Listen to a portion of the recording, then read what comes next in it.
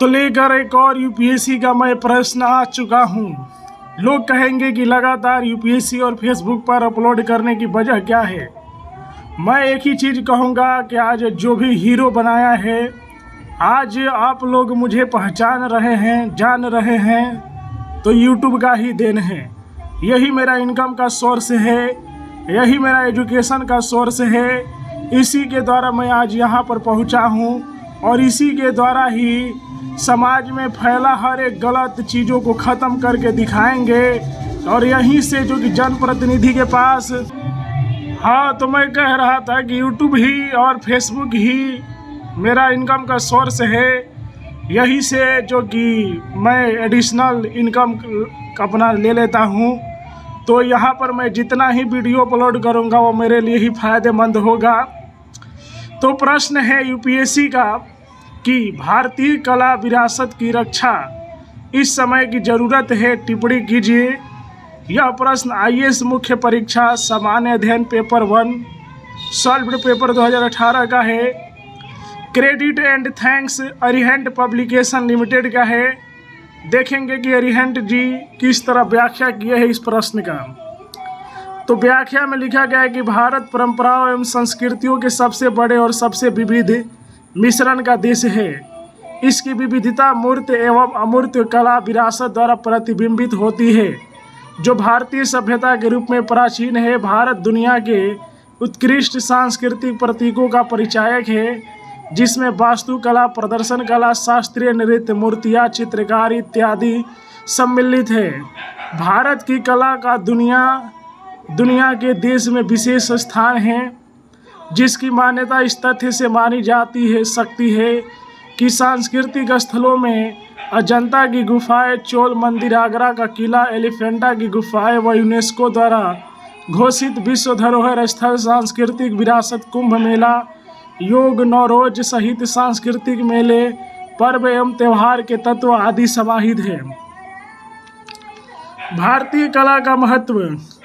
भारत का सांस्कृतिक महत्व समय के साथ दुनिया के सबसे बड़े लोकतंत्र के मुख्य आधार के रूप में संस्कृति पर विचार करने की सीमा तक वैश्विक स्तर पर बढ़ा है। भारत की सांस्कृतिक विरासत को अतुल्य भारत जैसी कई अन्य योजनाओं के माध्यम से पहचान दिलाई जा रही है। भारतीय कला की विरासत की रक्षा को हम निम्नलिखित रूपों में समझ सकते हैं। मैं एक ही चीज़ कहूँगा, यदि प्रशासनिक अधिकारी के पास या आईएएस अधिकारी के पास पहुँचेगा वीडियो कि अधिकारी वर्ग लोगों ने कानून व्यवस्था को बहुत ही सुस्त करा है, यहाँ पर जो है अधिकारी का कोई भी इज्जत नहीं है। मैं इतना खुलेआम वीडियो में कहूँगा, यहाँ पर लोगों से कानून की बात करेंगे तो गलत टाइटल देंगे। तो जो भी डीएम है, भोजपुर डीएम से कहेंगे आप अपने ज़िले का थोड़ा कानून का डर रखें। कानून में बैठा इंसान भी इंसान ही होता है, वो ऐसा नहीं है, वो अपना ड्यूटी का निर्वहन करता है। लेकिन इस तरह कानून का धजिया उड़ाना, आपके ज़िला में छात्र जो कि सुरक्षित महसूस नहीं है, उनको एक सुरक्षित माहौल नहीं मिलता है, वे मानसिक तनाव से ऐसे ही गुजरते हैं। आप लोग कैसा ऐसा माहौल बनाया है, जैसा माहौल कि जिसमें छात्र भी सुरक्षित ना हो, उनको पढ़ने की मौका नहीं मिल रहा है। लगातार कितने बार समझाने के बावजूद भी लोग कानून को अपने हाथों में ले रहे हैं। हाँ, कानून में बैठे व्यक्ति का कुछ इज्जत नहीं है, पढ़ने वालों का कुछ इज्जत नहीं है। डिस्ट्रिक्ट मजिस्ट्रेट ऑफ भोजपुर, जवाब दीजिए और इसका रिप्लाई मुझे चाहिए। यदि आप देख रहे हैं तो हम देख रहे हैं कि यहाँ पर कानून की धज्जियाँ उड़ाई जा रही है। कानून में बैठा व्यक्ति का कोई इज्जत है या नहीं? कुछ भी नहीं है। हाँ, अधिकारी किस लिए बने हैं? अपने ज़िले में थोड़ा कानून को दुरुस्त करें।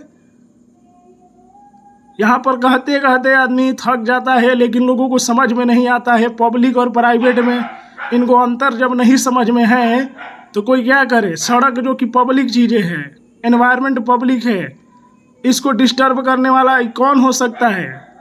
हाँ, मतलब पागल कुत्ते हैं ये सब, कि थोड़ा सा इतना भी ज्ञान नहीं है, नॉलेज नहीं है। हाँ, साहब पागल कुत्ता काट लिया है तो पागल कुत्तों का इलाज करे अधिकारी, ठीक है?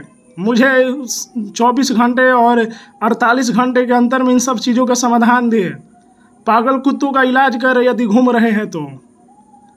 कानून में बैठा व्यक्ति भी अधिक आदमी ही होता है। हाँ, तो मैं क्या कह रहा था कि कलात्मक पहचान के प्रतीक के रूप में हाँ, छात्रों का कुछ इज्जत नहीं है। इस धरती को, इस देश को किसने बदला है? छात्रों ने बदला है। जो पढ़ता है वही बदलता है। लाख बावजूद माना करने के बावजूद कानून में बैठे लोगों को साफ धज्जियां उड़ा कर रख दिया गया है। हाँ, डीएम भोजपुर कुछ जवाब ही नहीं दे रहे हैं। कलात्मक पहचान के प्रतीक के रूप में हमारी संस्कृति की राष्ट्रीय पहचान तथा सांस्कृतिक विरासत को संरक्षित करने को महत्वपूर्ण परिकल्पना है, क्योंकि यह लोगों के बीच सद्भाव एवं सामाजिक अखंडता के साधन के रूप में मूर्त रूप से कार्य करती है। सद्भाव व सामाजिक समेकन के साधन के रूप में कला एवं संस्कृति ने राष्ट्र को एकजुट करने में महत्वपूर्ण भूमिका निभाई है, जिससे लोगों में सद्भाव व सामाजिक सरोकार की भावना का प्रसार हुआ है। इतिहास के प्रतीकात्मक वर्णन के रूप में भारतीय कला पूर्ण रूप से भारतीय सभ्यता की तत्काल अभिव्यक्ति है। यह विश्वासों का प्रतिनिधित्व करती है तथा दर्शन, आदर्शों, दृष्टिकोण व समाज का भौतिक जीवन शैली का अनुसरण करती है। प्रकृति के साथ सामंजस्य के प्रतीक के रूप में कला भारतीय चित्रकला, मूर्तिकला, वास्तुशिल्प, आभूषण, सजावटी कला प्रकृति तथा वन्य जीवों से प्यार एवं सम्मान को दर्शाती है। भारत की कला राष्ट्रीय, ऐतिहासिक, असाधारण एवं राजनीतिक महत्व के संदर्भ में अत्यधिक मूल्यवान है। नहीं, मैं ये कहना चाहूँगा कि अधिकारी के साथ साथ, अधिकारी की तैयारी के साथ साथ मैं एक बहुत बड़ा यूट्यूबर हूँ। यूट्यूब पर मेरा वर्क करेंगे तो क्या ये गलत है? जिसको पसंद है वही वीडियो देखा करे, जिसको नहीं है तो मुझसे बैर क्या कर रहे हैं? मतलब जो पहले आप लोग कृत्य नहीं कर रहे अब नया में क्यों कर रहे हैं? जैसा आप लोग जीवन यापन कर रहे हैं वैसा जीवन यापन करें। मेरे चक्कर में पड़ेंगे कितने लोगों को मैं जेल में डलवा दूंगा, आप लोग मुझे मालूम नहीं है। मैं डीएम की तैयारी के साथ साथ एक यूट्यूबर हूँ। कई रूपों तथा स्मारक तथा भवनों की तीव्र गति से संरक्षण चिंता का विषय बना हुआ है। औद्योगिकीकरण, वैश्वीकरण, आधुनिकीकरण तथा पर्यावरणीय गिरावट इत्यादि गतिविधियों के कारण देश की परंपरागत कला व शिल्प कला निरंतर क्षतिग्रस्त होती जा रही है। नहीं, मतलब कानून में बैठा इंसान बुला इंसान नहीं है, उसके बाजू में दम नहीं है बुला। आम इंसान हो के लोग इतना हाउ हाउ हाउ चिल्ला देता है, और जब अधिकारी उठ गए उसके तो पास दोनों चीज़ें हैं, कानून की अलग है, उसके बाजू में दम एक अलग चीज़ है। मारने लगेंगे तो फिर वायुमंडल में बढ़ते प्रदूषणों भारत के विरासत स्थलों पर बहुत प्रभाव पड़ा है, जिनमें ताजमहल, दिल्ली का लाल किला एवं हजारों मंदिर, मस्जिद इत्यादि सम्मिलित है। अतः इन तथ्यों पर तत्काल ध्यान देने की आवश्यकता है, जिससे हमारे सांस्कृतिक विरासत को संरक्षित किया जा सके।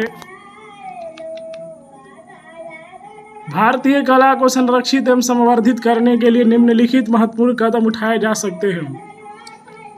कला एवं शिल्प विरासत को सार्वजनिक, निजी व साझेदारी मॉडल के अंतर्गत संजोया जा सकता है। विश्वविद्यालयों में कला एवं संस्कृति को एक विषय के रूप में बढ़ावा दिया जा सकता है तथा साथ ही साथ ललित कला का भी प्रोत्साहन प्रदान किया जा सकता है। देश के प्रत्येक जिले में कम से कम एक संग्रहालय की स्थापना हो, जिससे लोगों को कला, वास्तुकला, विज्ञान, इतिहास एवं क्षेत्रीय सभ्यताओं के विकास की जानकारी हो सके। भूमंडलीकरण एवं तकनीकी नवाचार की बढ़ती हुई चुनौतियों को अनुकूलित करने के लिए आकस्मिक क्षमताओं में वृद्धि होनी चाहिए तथा स्थानीय भाषाओं को प्रोत्साहन देना चाहिए। सांस्कृतिक व रचनात्मक उद्योग का विकास करना चाहिए, जिससे रोजगार की संभावना बढ़े। सांस्कृतिक विरासत एवं संप्रदायों की संभावना को बढ़ाना चाहिए ताकि सांस्कृतिक क्षेत्र को बेहतर बनाया जा सके। इस प्रकार हमारे पुराने पारंपरिक कला रूपों एवं संस्कृति संबंधी महत्व एवं खतरों पर विचार करते हुए हमारी भारतीय कला की विरासत का संरक्षण तथा संवर्धन किया जाना चाहिए, ताकि यह न केवल समाज का एक महत्वपूर्ण स्रोत हो सके बल्कि पर्यटन नीति में बढ़ावे के साथ समाज की आर्थिक उन्नति भी कर सके। तो यूपीएससी की तैयारी करते हैं तो मेरे यूट्यूब चैनल को सब्सक्राइब करें। अधिकारी वर्ग से कहेंगे अपने ज़िला में थोड़ा कानून व्यवस्था को नंबर 1 पर पहुंचाने की कोशिश करें। और अभी कुछ भी जांच कर रहा है तो कहे कि जो भाई पहले आप लोग काम नहीं करते थे वो अभी करने की क्या ज़रूरत है। मैं इसके अधिकारी की तैयारी के साथ साथ यूट्यूबर हूँ, तो यूट्यूब पर मेरा काम करना तो है ही। यहाँ पर मैं जितना ही वीडियो अपलोड करूँगा उतना ही मेरे लिए फ़ायदेमंद होगा। थोड़ी ना कि अगर बेकार ये काम होता है और बिना मतलब के काम होता तो मैं इस पर वीडियो बनाता। हम मानते हैं लोगों के पास लाखों करोड़ों अरबों पैसा है, लेकिन मैं अपना प्रोफेशन नहीं त्याग सकता ना। तो वीडियो को लाइक कीजिए।